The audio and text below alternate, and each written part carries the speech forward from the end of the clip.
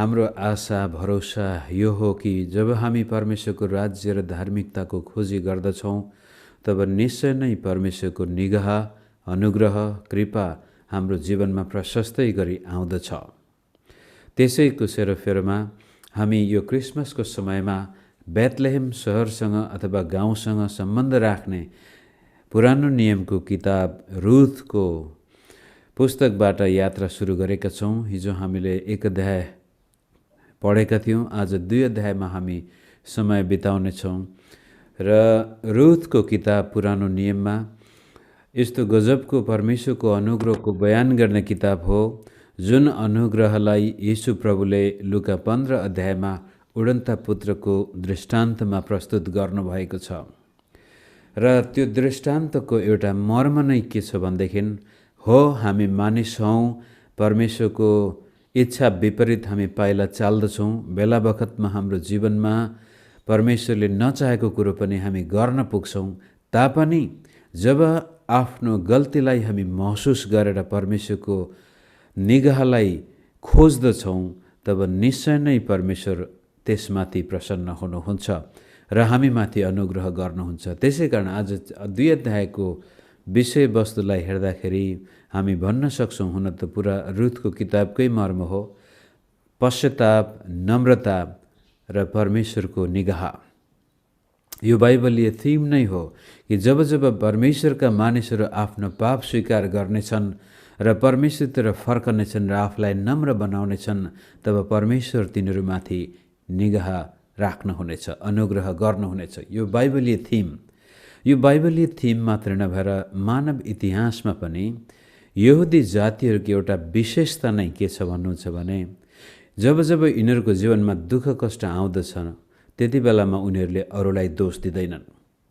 यहाँसम्म कि हिटलर जस्तो राक्षसले जब यिनीहरूलाई नरसंहार गरेको थियो त्यति बेलामा पनि वास्तविक यहुदीहरू जो साँचो यहोवा परमेश्वरमाथि विश्वास गरेर अझै पनि मसीहाको पर्खाइमा बसेका छन्, यिनीहरूले आफ्नै पुर्खाहरूदेखि लिएर आफ्नो भुल गल्तीहरू हाम्रै दुष्टताले गर्दाखेरि यो भएको हो भनेर स्वीकार गर्दै परमेश्वरतिर फर्कने जमर्को गर्दछन् यिनीहरू। र यो पश्चातापी हृदय यस्तो गजबको हृदय हो कि यो हृदयले एकदमै आफैलाई हेरेर म त एकदमै अयोग्य, तुच्छ, पवित्र, पापी, कामै नलाग्ने भनेर हीनता बोधको आत्मा नभएर गल्ती स्वीकार गरेर त्यसपछि परमेश्वरको अस्तित्वलाई कायम राख्दै अथवा विश्वास गर्दै परमेश्वरले राख्नुभएको करारमा विश्वासयोग्यता हुनको लागि फर्किने मन। कहिलेकाहीँ क्रिस्चियन विश्वासमा विशेष गरी यो सुसमाचार प्रचार गर्ने शैलीमा हामीले यस्तो प्रकारको सुसमाचार सुनाउँछौँ कि मानिस पापी छ भन्ने बित्तिकै मानिस अनैतिक छ, त्यसकारण यीशुलाई विश्वास गर्नुको मतलब हामी नैतिक बन्नु हो।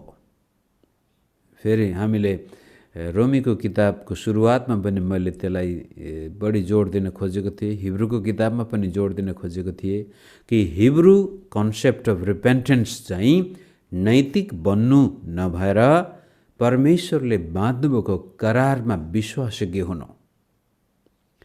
जुन प्रकारको अग्रिमेन्ट, जुन प्रकारको मन्जुरीनामा परमेश्वर र मानिस बीच भएको थियो, पाप गर्नु भनेको परमेश्वरको त्यो करारबाट भङ्ग भएर ती करारमा राखिएका शर्तहरू उल्लङ्घन गरेर अरू देवी देवतातिर लाग्नु, परमेश्वरलाई छोडेर अरू नै चिजवस्तुको पूजा गर्नु। पश्चाताप गर्नुको मतलब ती अहिलेसम्म पूजा गरेका चिजवस्तुलाई छोडेर अब परमेश्वरलाई पूजा गर्नुका साथसाथै परमेश्वरले बाँध्नुभएको करारमा विश्वासयोग्य हुनु, आफ्नो तर्फबाटको जिम्मेवारीलाई वहन गर्नु, महसुस गर्नु। हो प्रभु, मैले तपाईँको करारमा यहाँनिर आफूलाई चुकाएको छु, मैले यहाँनिर तपाईँको करार भङ्ग गरेको छु। हे परमेश्वर, म तपाईँको करारमा फर्किन चाहन्छु। तपाईँले मसँग बाँध्नुभएको करारलाई म समात्न चाहन्छु। मेरो तर्फबाट म यो करार भङ्ग गर्न चाहदिनँ, म विश्वासयोग्य हुन चाहन्छु। त्यसै कारण अब्राहमलाई पनि उसले विश्वास गर्यो र ऊ धर्मी ठहरियो। केमा विश्वास गर्यो अब्राहमले? परमेश्वरले मेरा सन्तानलाई आकाशका तारा झैँ समुद्रका बालुवा जस्तै बनाउनु हुनेछ। प्रभुले भन्नुभयो, हेर आकाशतिर ताराहरू तेरा सन्तान त्यस्तै हुनेछन् र तेरै सन्तानबाट सारा संसारका मानिसहरूले आशिष पाउनेछन्। म तेरै सन्तानबाट यो काम गर्नेछु। अनि त्यो कुरो अब्राहमले विश्वास गर्दछ। भनाइको मतलब, हुन्छ प्रभु, म विश्वास गर्छु तपाईँले गर्नुहुनेछ। म 100 वर्षको भइसकेको छु, मेरो श्रीमती 80 वर्षको 90 वर्षको भइसकेकी छ, हामी सुकिसकेका छौँ, र पनि म विश्वास गर्छु तपाईँले आफ्नो करार, आफ्नो वचन पुरा गर्नुहुनेछ, र म पनि मेरो तर्फबाट त्यो हुनको लागि आफैलाई प्रस्तुत गर्नेछु। म विश्वास गर्छु। र त्यसै कारण अब्राहम धर्मी ठहरिए। त ख्रीष्ट येशूमा विश्वास गर्ने बित्तिकै कहिलेकाहीँ हामीलाई यस्तो सुसमाचार सुनाइयो कि हिजो अस्ति हामी पापी थियौँ, अनैतिक थियौँ, चोरी डकैती गर्थ्यौँ, झुट बोल्थ्यौँ, व्यभिचारी थियौँ इत्यादि। अब चाहिँ यीशुमा आएपछि अब नैतिक बन्नुपर्छ, अब चोरी गर्नु हुँदैन, ठग्नु हुँदैन, झुट बोल्नु हुँदैन इत्यादि। हामी नैतिक सुसमाचार प्रचार गरिरहेछौँ आज पनि कतिपल्ट करारको, कभनेन्टको सुसमाचार प्रचार गर्नुको सट्टामा। त त्यो कुरो रुथको किताबले बडो गजबले हामीलाई देखाउँदैछ कि नओमी र उसको श्रीमान र छोराहरू बेथलेहेमबाट मोआबतिर जानुपर्ने वास्तविक आवश्यकता त थिएन, तर कारणवश किन हो तिनीहरूले परमेश्वरलाई नै लत्याएर, परमेश्वरले दिएको निगाहलाई नै लत्याएर उनीहरू मोआबी देशमा जान्छन्। त्यसै देशमा आफ्ना छोराहरूसँग विवाहबारीमा बाँधिन्छन्, र तर त्यहाँ उनीहरूको जीवनमा जुन मिठास थियो त्यो तितोपनामा परिणत हुन्छ। र नओमी फर्केर एक अध्यायमा आएर भन्छे, मलाई अब नओमी नभन, मारा भन, मलाई तितो भन, किनभने परमेश्वरले मेरो जीवनमा विपत्ति ल्याउनु भएछ, परमेश्वरले मेरो जीवन तितो बनाइएको छ भनेर त्यो चाहिँ एक किसिमको परमेश्वरबाट आएको दण्डलाई सहर्ष स्वीकार गर्ने आत्मा। यद्यपि हामी जान्दैनौँ त्यो परमेश्वरले नै गरेको हो या पापको परिणाम थियो, अथवा परमेश्वरको विरुद्धमा चालेको कदमको परिणाम हो। पापको ज्याला जहिले पनि मृत्यु हो। र पनि नओमीले भन्दछ, मेरो जीवनमा आएको तितोपना म स्वीकार छु, त्यसकारण मलाई अब मिठो भनेर नबोलाऊ, तितो भनेर बोलाओ। त्यसपछि जब तिनीहरू आफ्नो गाउँ बेथलेहेममा फर्के, त्यो फर्किने कार्य नै पश्चातापको कार्य थियो, परमेश्वरलाई स्वीकार गर्ने कार्य थियो। परमेश्वरले बाँधेको करारलाई मन्जुरीनामा आफैले मन्जुर भएर त्यसमा म विश्वासयोग्य हुनेछु भनेर त्यो कदम थियो। त्यसलाई नै हामी पश्चाताप भन्दछौँ। मोआब देश छोडेर, पापको देश छोडेर, परमेश्वरबाट अलग भएको अवस्थालाई छोडेर परमेश्वरतिर फर्किनु, र त्यसपछि आफ्नो जीवनमा भएका गतिविधिहरूलाई स्वीकार गरेर त्यसको जिम्मेवार को भन्दाखेरि मेरो जीवनमा आएको तितोपनाको जिम्मा कसको हातमा छ त भन्दा मेरो हातमा छ, मेरो कारण नै हो। त्यो चाहिँ नम्रताको आत्मा हो। पश्चातापको आत्मा फर्केर जान्छ परमेश्वरतिर। नम्रताको आत्माले चाहिँ अरूलाई दोष दिँदैन, न त परमेश्वरलाई दोष दिन्छ, न मोआबी देश, मोआबको देशलाई दोष दिन्छ, न अनिकाललाई दोष दिन्छ, न मृत्युलाई नै दोष दिन्छ। म यसको जिम्मेवार व्यक्ति हुँ। टेकिङ रेस्पोन्सिबिलिटी, कुनै कुराको जिम्मेवारी वहन गर्नु, महसुस गर्नु, यो मेरो गल्ती हो। अरूको मेरो जीवनमा तितोपना छ भने यो अरूको दोष होइन। र पश्चाताप गर्नुको मतलब पनि फेरि हेत्तेरी म त कामै नलाग्ने, खत्तम, बर्बाद, म एकदमै अयोग्य, तुच्छ, म त परमेश्वर त आँखा नै उचाल्न नसक्ने व्यक्ति नभएर हो, मैले गल्ती गरेको छु, तर अब म फर्केर आएको छु। म जान्दछु मेरो जीवनमा जे हुँदैछ यो परमप्रभुले नै निर्णय गर्नुभएको कारण हुँदैछ भन्ने त्यो विश्वासको कदम हो। र नम्रताले र पश्चातापले बडो उद्वेगको काम गर्छ। अनि त्यो चाहिँ हो, यसले जहिले पनि हाम्रो जीवनमा परमेश्वरको निगाह ल्याउँछ।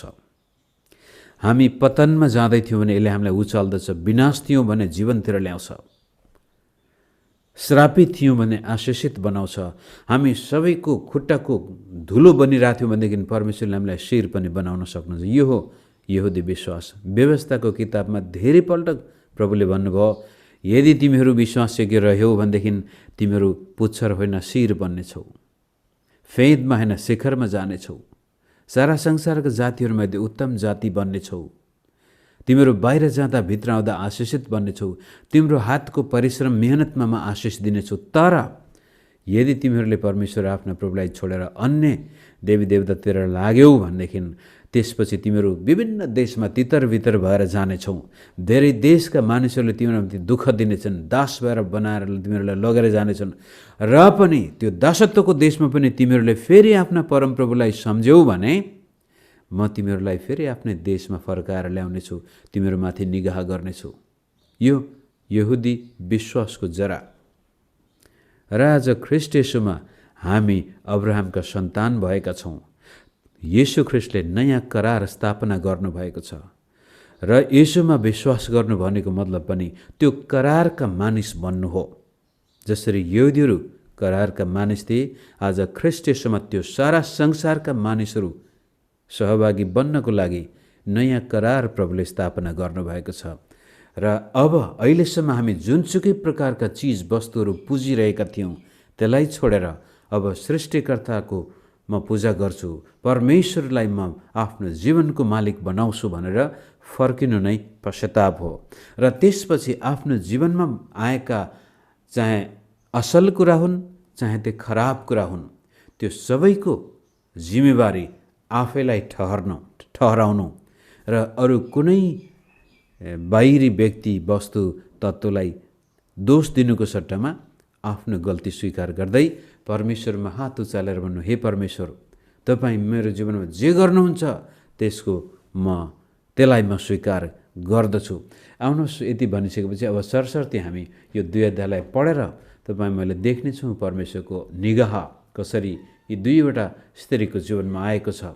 2वटा स्त्रीको जीवनमा मात्र होइन, सारा मानव जातिमा त्यो निगाह आउनको लागि परमेश्वरले स्त्रीहरूलाई प्रयोग गर्दै हुनुहुन्छ।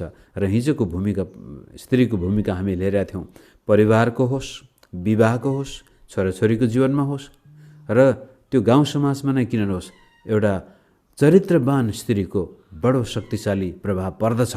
र त्यस्तै किसिमले चरित्रहीन स्त्रीले पनि त्यस्तै प्रकारको बेइज्जती ल्याउँदछ। हामी पढौँ, नओमीका पतितर्फका एलिमेलेकका परिवारका एकजना हुने खाने कुटुम्ब थिए, तिनको नाउँ बोअज थियो। यो हुने खाने भन्नाले धनाढ्य भन्न पनि सकिन्छ। यसो हेर्दाखेरि एलिमेलेकले वास्तवमा बेथलेहेम छोड्नु नै पर्ने थिएन। यदि बोअज त्यो अनिकालको समयमा नै यस्तो सम्पन्न व्यक्ति बन्न सक्थ्यो भने एलिमेलेक पनि बन्न सक्थे। त्यसकारण एलिमेलेक र नओमीको पहिलो कदम गलत थियो भन्ने कुरा हामी देख्न सक्छौँ। 2, मोआबी रुथले नओमीलाई भनिन्, के म खेतमा गएर जसले म प्रति निगाह गर्ला त्यसको पछि शिलाबाला खोज्नलाई जाउँ? 2वटा विधवी स्त्रीहरू छन्। यिनीहरू निराश बन्न सक्थे र परमेश्वरतिर फर्केर आएको कारण प्रार्थना गरेर पनि घरमा बस्न सक्थे।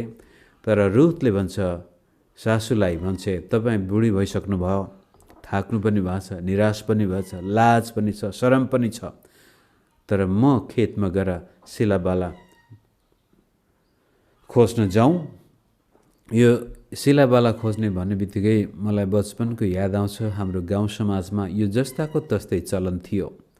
विशेष गरी गहुँ, जौ, धानको त मलाई थाहा भएन, तर गहुँको खेती गर्दाखेरि चाहिँ गहुँ काट्ने बेलामा गाउँका त्यस्तै कमजोर गरिब वर्गका मानिसहरू आएर शिलाबाला बुनेको म देख्थेँ। हामी त शिला बुन्ने भन्थ्यौँ। अनि हामीलाई थाहा छ यो कुना कुनामा त्यतिकै छोडेको, ताकि पछाडि यिनीहरू जो शिला बुन्न आएछन् यिनीहरूलाई होस् भनेर। म त माहौलमा हुर्केको थिएँ। हजुरआमा हजुरबा एकदमै दयालु हृदयका व्यक्ति थिए र त्यो जस्ताको तस्तै म याद आउँछ यो देख्ने बित्तिकै। र यस किसिमले रुथ पनि कसैको खेतमा गएर कसैको निगाह पाउला कि। तर कोही कोही यस्ता दुष्टहरू पनि हुन्छन् जो एक बाला पनि खसेको चाहँदैनन्। कोही आएर सिला बोन्न थाल्यो भने गाली गरेर लखेट्को पनि हामीले देख्थ्यौँ। र रुथले नओमीलाई भनी निगाह गर्ला, त्यसको पछि सिलाबाला खोज्न जाउँ। नओमीले भनिन् हुन्छ छोरी जाऊ। यसैले कटनी गर्नेहरूका पछि पछि खेतमा सिलाबाला खोज्न रुथ गइन् अनि तिनी खेतको त्यस भागमा पुगिन् जो एलिमेलेकका परिवारका बोअजकै खेत थियो। यो भागमा पुगिन् भन्ने ह्यापन टु एक समय बडो गजबको संयोग हामी यहाँ देख्दैछौँ। बोअज एक हुने खाने व्यक्ति, त्यति मात्र नभएर बोअज रुथको त्यति बेलाको परम्परा अनुसार चलन अनुसार निकै नै महत्त्वपूर्ण व्यक्ति थिए र तिनकै खेतमा रुथको पाइला पर्न जान्छ। यहाँनिर हामी घोरिएर धेरै कुराहरू भन्न सक्छौँ। पहिलो कुरो त रुथको मेहनत गर्ने, परिश्रम गर्ने आत्मा। हात बाँधेर प्रार्थना गरेर मात्रै रुथ बसेको भए सायद यो सम्भावना थिएन। उसले आफूलाई आफ्नो सासूको निम्ति र आफ्नो निम्ति कसैको दयाको पात्र बन्नुको सट्टा बरु मेहनत र परिश्रमबाटै आफ्नो पेट पाल्ने निर्णय, लाज शरमलाई पन्छाएर, आफ्नो निम्न स्तरलाई पनि स्वीकार गरेर, आफ्नो दयालाग्दो अवस्थालाई पनि स्वीकार गरेर घरबाट बाहिर निस्कन्छे र परमेश्वरले रुथका पाइला त्यो खेतमा डोर्याउनुहुन्छ, जहाँनिर गएर रुथको जीवन, नओमीको जीवन र मानव मुक्तिको लागि पनि त्यो पाइला त्यति नै महत्त्वपूर्ण हुनेछ। 4 पदमा अनि त्यहाँ बोअज पनि बेथलेहमबाट आइपुगेका थिए। तिनले कटनी गर्नेहरूलाई अभिवादन गरेर भने परमप्रभु तिमीहरूसँग होउन्। अनि तिनीहरूले जवाब दिए परमप्रभुले तपाईँलाई आशिष दिउन्। यो रुथको साथसाथै बोअजको चरित्रलाई पनि हामी हेर्न सक्छौँ। यो मानिस पनि न्यायकर्ताको समयमा इजरायलमा यस्ता व्यक्तिहरू बिरलै पाइन्थे। प्राय सबै दुष्ट प्रवृत्तिका मानिसहरू थिए, गरिबलाई लुटेर खानेहरू नै थिए। यहाँसम्म कि सडकमा अथवा गाउँ गोरेठोमा जवान स्त्रीहरू एक्लै जान सक्ने अवस्था थिएन। यो बलात्कार गर्नेहरू, अत्याचार गर्नेहरूले भरिएको समय थियो, व्यवस्था के अरे न्यायकर्ताको समय।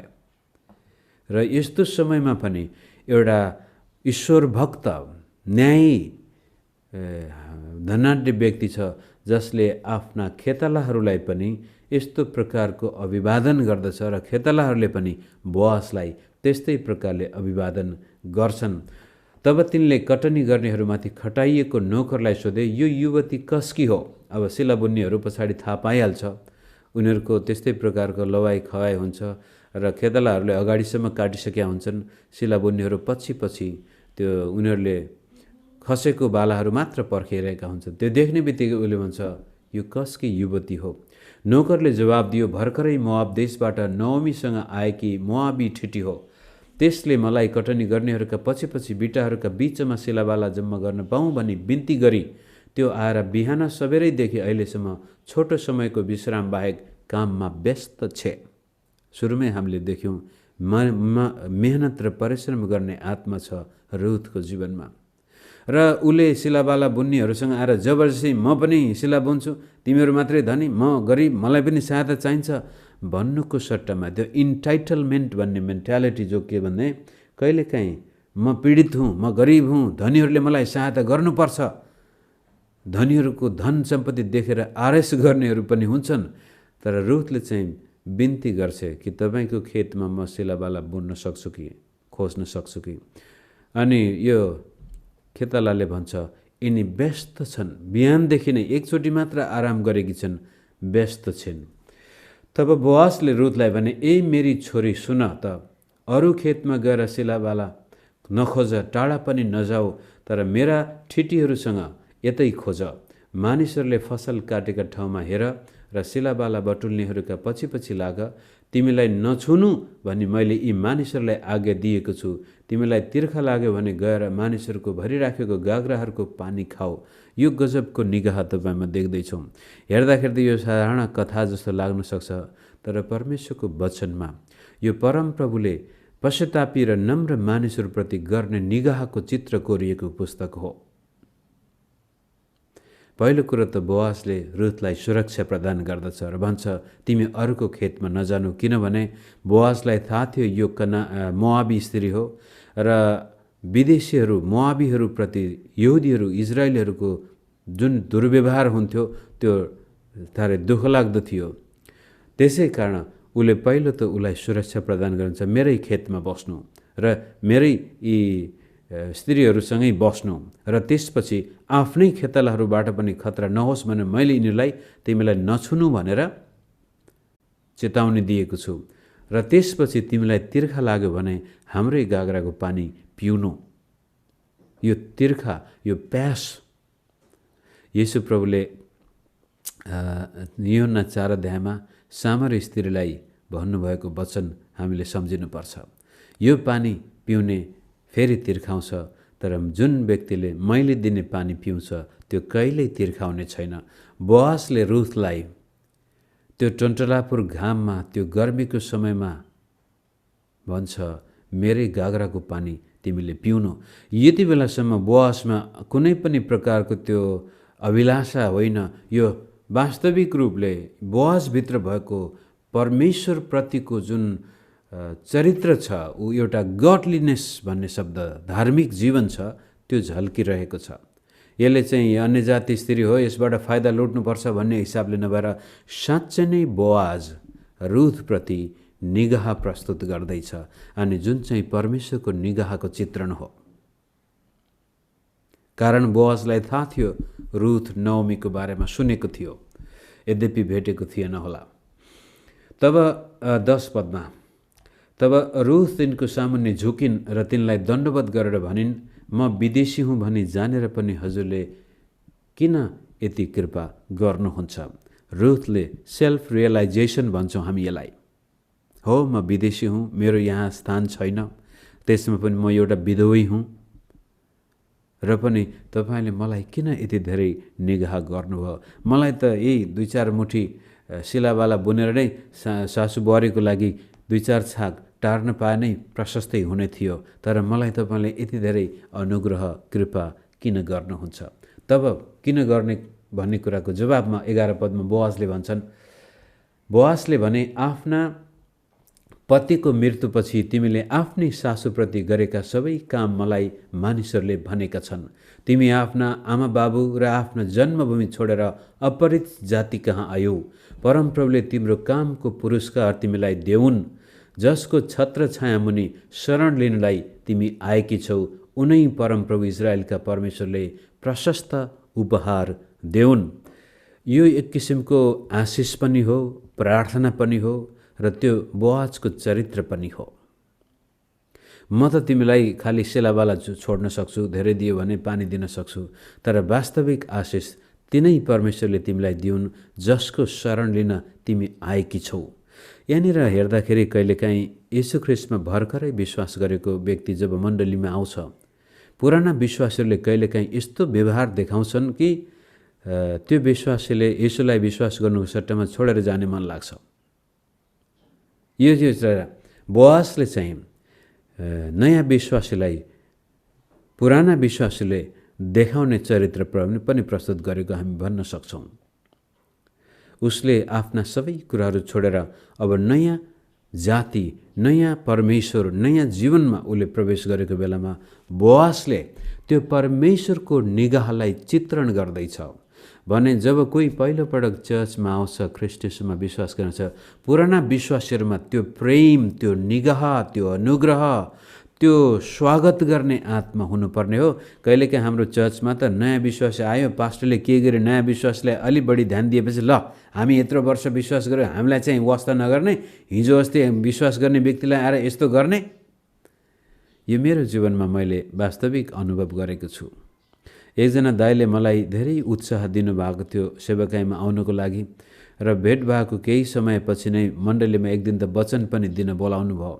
मैले वचन दिएँ त्यो मण्डलीमा, र वचन दिएर सबैले के वचन बोलेको थियो त्यो त मलाई थाहा छैन, तर कुन खण्डबाट बोलेको थियो अहिलेसम्म थाहा छ। र पछि आएर भाइ तपाईँले राम्रो वचन दिनुभयो, धेरै आशिष मिल्यो भनेर भनेको थियो। र तर त्यसै साँझमा चर्चको ठ्याक्कै बाहिरपट्टि चाहिँ gun gun gun gun gun गरेको आवाज सुनेको थिएँ। र के रहेछ भन्दाखेरि अर्को एकजना त्यहाँको पाको विश्वासीले चाहिँ म चाहिँ यत्रो वर्ष यो मण्डलीमा आएको, मलाई एकचोटि वचन दिन मौका दिएको छैन, त्यो हिजो अस्ति आएकोलाई प्रचार गर्न दिने भनेर पास्टरसँग अर्को दाइ उफ्रेको थियो। कहिलेकाहीँ होइन, अधिकांश समय मण्डलीमा पुराना विश्वासीहरूमा एक किसिमको त्यो के भनौँ, राक्षसीपना भनौँ न। मेरो मण्डली हो यो, म यहाँको तको होस्, हिजो आज आएको यहाँ ठाउँ ओडोको गर्न खोज्ने। मित्रहरू, तपाईँ र ममा कस्तो चरित्र छ? बोआजले रुथलाई भन्दैछ, जुन परमेश्वरको छत्रछायामा नि तिमी शरण लिन आएका छौ, त्यही प्रभुले तिमीलाई अनुग्रह गरून्, आशिष दिउन्। कारण हामी पनि त्यही प्रभुको अनुग्रहको छत्रछायामा शरण लिएर यहाँसम्म आइपुगेका हौँ। बोआजलाई पनि थाहा छ बेथलेहेममा अनिकाल परेको थियो, र त्यो अनिकालमा पनि जब तिनीहरूले पश्चाताप गरे र परमप्रभुले तिनीमाथि निगाह गर्नुभयो, र आज बोआजसँग प्रशस्तै कटनी हुँदैछ, र त्यो सबै परमप्रभुको निगाह हो। र जुन परमेश्वरले मलाई आशिष दिनुभएको छ रुथ, त्यही परमेश्वरले तिमीलाई पनि प्रशस्तै उपहार दिउन्। तिनले भनिन्, म हजुरकी कमारी नभए तापनि हजुरले साँच्चै नै मलाई शान्ति दिनुभएको छ र दयाको कुरा गर्नुभएको छ। हजुरको निगाह पाइरहँ। रुथलाई थाहा छैन भविष्य के हुनेछ। अहिले ऊ वास्तविक आफ्नो हृदयको भावना व्यक्त गर्दैछ, र त्यो भावनामा तितोपना छैन, त्यो भावनामा हीनता बोझ पनि छैन। म त विधवा, म विदेशी, म कमजोर होइन। यो परमेश्वरले दिनुभएको त्यो अनुग्रहको छत्रछायामा आइसकेपछिको निश्चयता पनि हामी यहाँ देख्दैछौँ। बोआज धनाढ्य भएर अहङ्कार पनि छैन। रुथ एकदमै गरिब विधवा स्त्री भए पनि त्यसमा म त कामै नलाग्ने होइन। हामी परमेश्वरको निगाहमा छौँ भन्ने एउटा आत्मविश्वासको भाषा हो यो। जब खाने बेला भयो तब बोआजले तिनलाई भने, यहाँ आएर केही खाऊ र तिम्रो रोटी सिर्कामा चोप। यो चाहिँ बडो गजबको एउटा कदम बोआजले लिनुहुन्छ। यसले के देखाउँदैछ भनेदेखि यो भिन्नता छैन। तिमी अन्य जाति स्त्री हौ, मोआबी स्त्री हौ, हामी यहुदीहरू परमेश्वरका छानिएका मानिसहरू हौँ, तर एक किसिमको त्यो सिर्का अथवा दाखरसमा चोप भन्नेको मतलब कता कता नयाँ करारको चित्रण हामी त्यहाँ देख्दैछौँ कि येशू ख्रीष्टको त्यो दाखरसमा जब हामी प्रभुभोज लिँदछौँ त्यहाँ सबैजना बराबर छन्। बोआजले पनि यो एउटा बडो गजबको कदम चाल्दछन्, भन्छन् तिमी र हामीमा भिन्नता छैन, आओ हामी सँगै बसेर खाउँ। यति बेलासम्ममा यो कुनै प्रकारको रोमान्स त्यहाँ छैन, यो स्त्रीप्रति भएको गलतफहमी पनि होइन। बोआजले जुन कदम चाल्नु भएको छ त्यो आफैमा बडो गजबको छ। त्यसै कारण यहुदीहरूले रुथको किताबलाई औधी नै मन पराउँछन्। तब कटनी गर्नेहरूसँगै बसिन् र बोआजले तिनलाई केही भुटेका अन्न दिए। तिनले पेटभरि खाइन् र केही उबारेर राखिन्। अनि जब तिनी सिलाबाला बटुल्नलाई उठिन् तब बोआजले आफ्ना मानिसहरूलाई यसो भनेर आज्ञा दिए, त्यसलाई बिटाहरूका बीचबीचमा पनि सिलाबाला बटुल्न देऊ, त्यसलाई नहप्काऊ, बरु अन्न बाँधेका बिटाहरूबाट तिमीहरूले केही निकालेर छोडिदेऊ र त्यसलाई नहप्काइकन टिप्न देऊ। यसैले रुथ साँझसम्मै खेतमा सिलाबाला बटुल्दै रहिन्। अनि जब तिनले बटुलेका सिलाबाला मानिन् तब 5 पाथी जति भयो। अब यो सिलाबाला बुनेर त्यत्रै धेरै पाउनु यो आफैमा एउटा ठुलो आशिषको कुरो थियो। त्यति सम्भव थिएन 5 पाथी बटुल्न सक्नु भनेको। अनि त्यो बोकेर तिनी सहरमा आइन्। अनि तिनकी सासूले तिनले बटुलेर ल्याएकी धेरै सिलाबाला देखिन्। त्यसपछि रुथले आफूले खाएर उबारेको कुरो पनि निकालेर तिनलाई दिइन्। सासूप्रतिको एउटा भावना। बोआजले राम्रो खानेकुरा भुटेका के दिँदाखेरि सासूलाई सम्झिरहेकी थिइन्, म त यहाँ बेसरी खाँदैछु, सासूले घरमा केही पनि छैन भनेर आफ्नो छाकबाट सासूको लागि पनि उबारेर ल्याउँदछ। त्यसकारण रुथको हृदय यो देखावटी हृदय हो, यो जेन्युन साँचो हृदय हो। ख्रीष्ट येशूमा विश्वास गर्दाखेरि पनि तपाईहरुमा साँच्चै ख्रीष्ट येशूमा यस किसिमको हृदय व्यक्त गर्न सक्छौं भने मित्रहरू, परमेश्वरको निगाहको कमी कहिल्यै हुँदैन। तपाईँ र मेरो जीवनमा परमेश्वरको निगाह, परमेश्वरको कृपा, परमेश्वरको अनुग्रहको कहिल्यै कमी हुँदैन। तपाईँ र म सायद अहिले कसैको खेतमा सिलाबाला बुन्दैछौँ भने पनि प्रभुले त्यहाँबाट तपाईँ र मलाई उचाल्नुहुन्छ। व्यवस्थाको किताबको 8 अध्यायदेखि 32-33 अध्यायसम्म तपाईँ जानुहोस्। प्रभुले घरिघरि दोहोऱ्याउनुहुन्छ, तिमीहरू विश्वासयोग्य भयो भनेदेखि तिमीहरूलाई म उचाल्नेछु, शिर बनाउनेछु, फेदमा होइन शिखरमा राख्नेछु। परमेश्वरले तपाईँ र मेरो जीवनमा त्यो निगाह ल्याउनुहुन्छ र रुथ र नओमीको हृदयमा त्यो निष्कलङ्क मन हामी देख्दछौँ, निर्मल मन हामी देख्दछौँ। तिनकी सासूले तिनलाई सोधिन्, आज तिमीले कहाँ सिलावाला बटुल्यौ? तिमीले कहाँ काम गर्यौ? ती मानिस धन्यका हुन् जसले कृपा गरी तिम्रो हेरचाह गरे। सबैलाई आशिष दिने मन, सबैप्रति सकारात्मक सोच। यसै कारण तिनले आफ्नी सासूलाई आफू कस कहाँ काम गरिन् भनी बताइदिन्। तिनले भनिन्, मैले साथै काम गरेका मानिसको नाउँ बोआज रहेछ। तब नओमीले भनिन्, परमप्रभुले तिनलाई आशिष देऊन्। परमप्रभुले जिउँदा र मरेकाहरूमाथि कृपा गर्न छोड्नु भएको छैन, किनभने ती मानिस त हाम्रा नजिकका कुटुम्ब मोलतिरी छुटाउने हुन्। यो अर्को पुरानो नियम हो, गजबको परम्परामा हामी आइपुगेका छौँ। नओमीले बोआजलाई बडो गजबले आशिष दिन्छ र भन्छे, परमेश्वरले हामीमाथि र मेरो श्रीमान र मरेका छोराहरूमाथि पनि निगाह गर्न छोड्नु भएको रहेनछ। कारण यो मानिसबाट हाम्रो मुक्ति, हाम्रो उद्धार, हाम्रो इज्जत जो हराएको थियो फर्केर आउन सक्ने सम्भावना छ।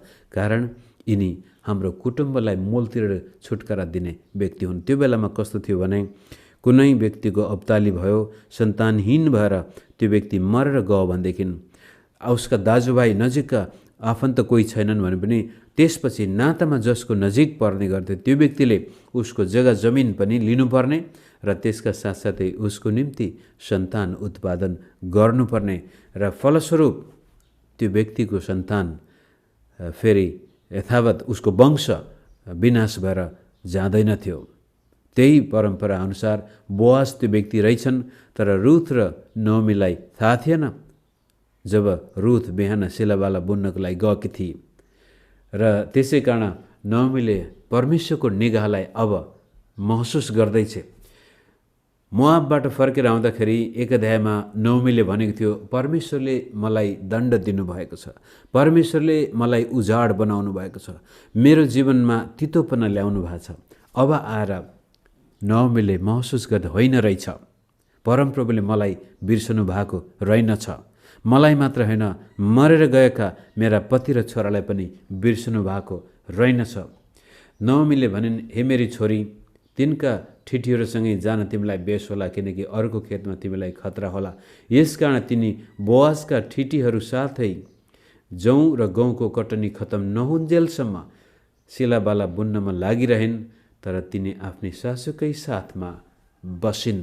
यो समय लामो भए पनि परमेश्वरको निगाह र अगुवाईको बारेमा भजन हितोपदेश 16 अध्यायको 1 देखि 9 पद पढेरै म यहाँलाई बिदा दिन चाहन्छु।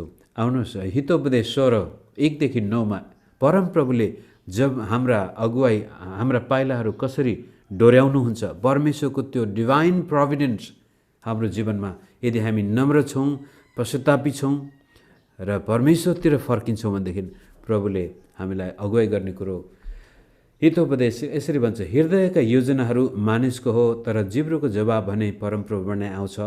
मानिसका सारा मार्गहरू आफैलाई निर्दोष लाग्ला, तर त्यसका अभिप्रायहरू परमप्रभुद्वारा नै जोखिएका हुन्छन्।